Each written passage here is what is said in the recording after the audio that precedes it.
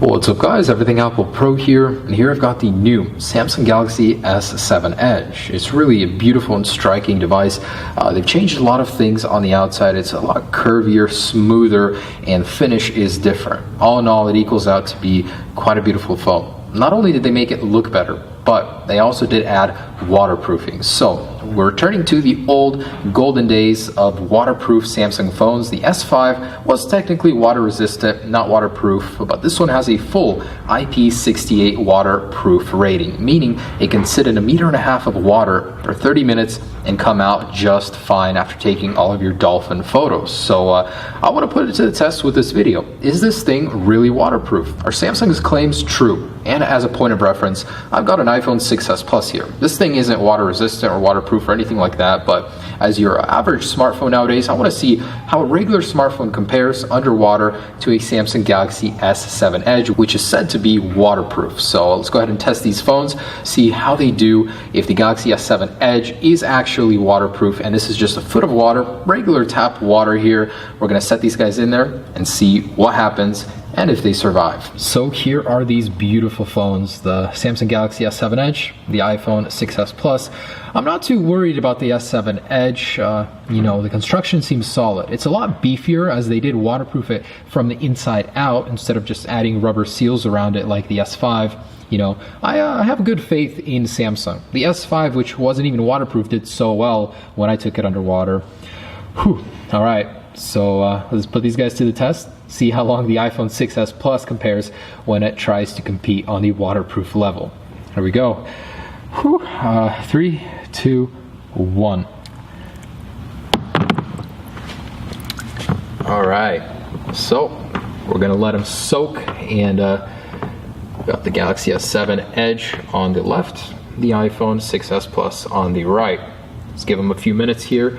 And if they do survive, what I really want to see is what still works and what doesn't. A lot of people test if it survives or not, but the next day it stops working, you know, like ports stop working. And let's put this all to the test and see how they do. So Galaxy S7 Edge just connected to a network underwater.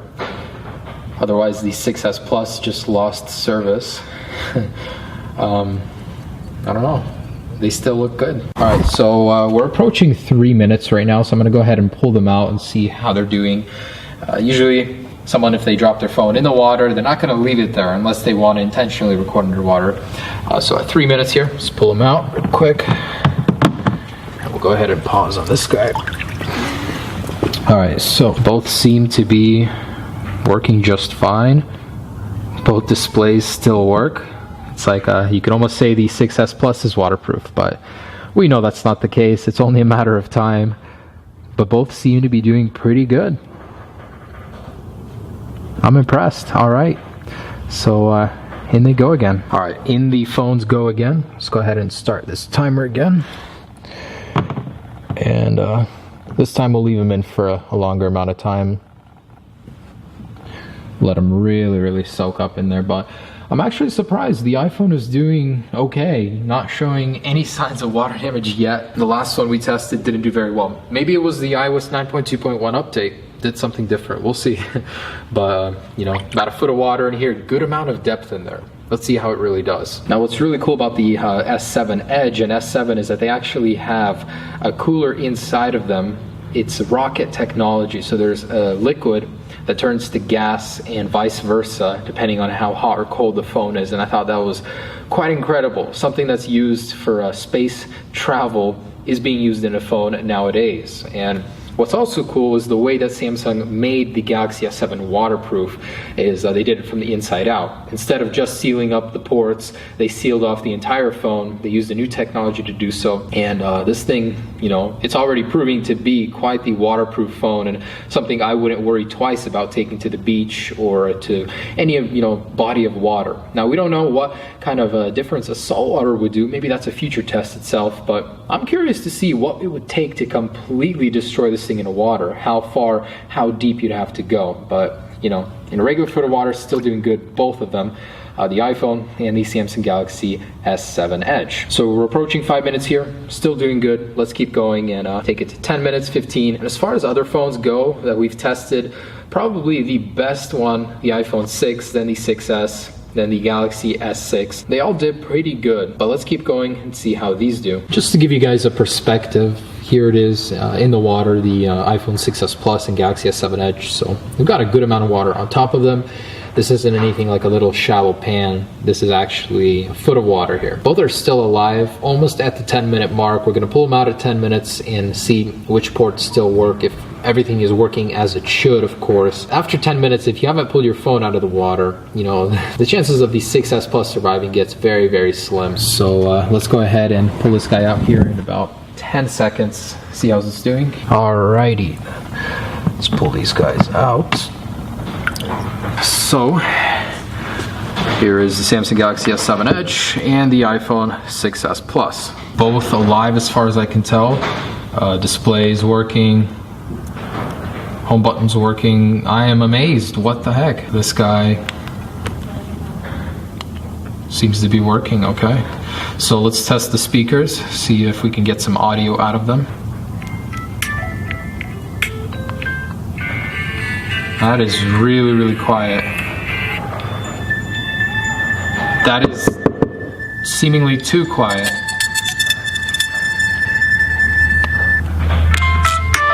Do you hear that? So the volume seems to be erratic. It's going up and down, and there's a static tint to it. So I wouldn't say that's completely water resistant. I mean, playing the sound, it's obvious that some water got in the speaker. Whether or not that goes away, who knows?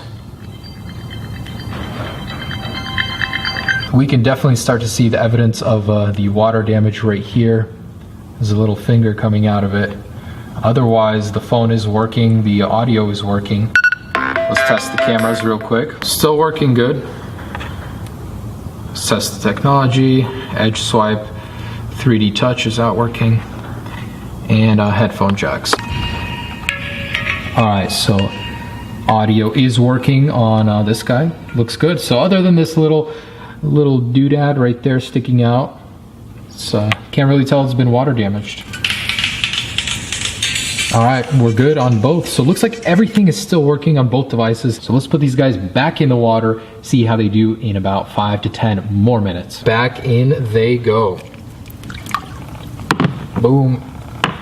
And I always wanted to see if 3D touch works underwater.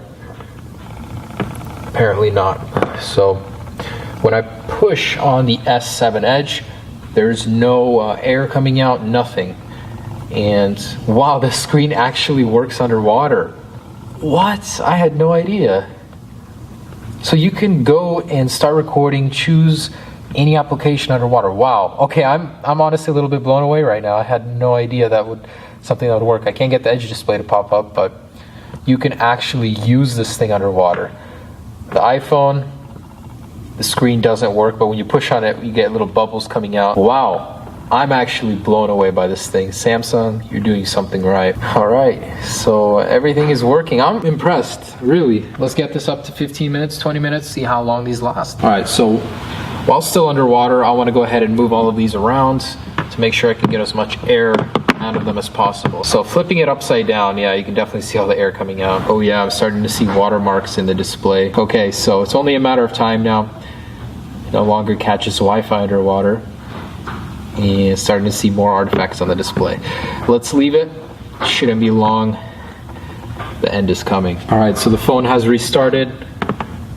I'm gonna go ahead and leave it in here, but you can see on the displays there's artifacts from the water and the shader on the whole left side of the screen. Yeah, so unless you want a cool new boot logo, don't put your phone in there. Ooh. Anyways, I think that is completely done. So I'm gonna pause it. Took about 15 minutes, and this guy is toast. So a lot of water is coming out of here. Look, I can squeeze it and it'll oh my goodness. Nice new water gun for you coming out of the side. Oh my goodness, that's a lot of water. I've never seen that before. That is cool. I want to show you guys how effective the iPhone makes as a water gun. So I'm going to fill this up completely. You want to squeeze the iPhone to make sure to get as much water inside of it as possible. Okay, so it is full of water now, and just go ahead and squeeze your phone. You can shoot up to 6 feet. That actually goes pretty far. Not bad. So if you ever lose your water gun, just grab your iPhone out of your pocket real quick. You got a few shots in there.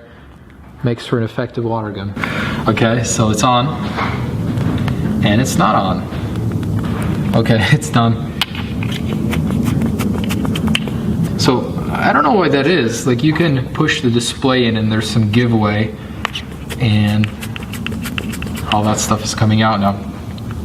So a ton of water coming out of here. Seems to be completely done. 15 minutes is what it took. Samsung Galaxy S7 Edge, still working, still fine. Let's pull that guy out real quick. As far as I can tell, this thing is working perfectly. I'm honestly impressed, very impressed how well it works with water on the screen, with it being underwater. That's great. A lot of people are going to enjoy this as a treat. So this guy, on the other hand, is done. It's now a brick.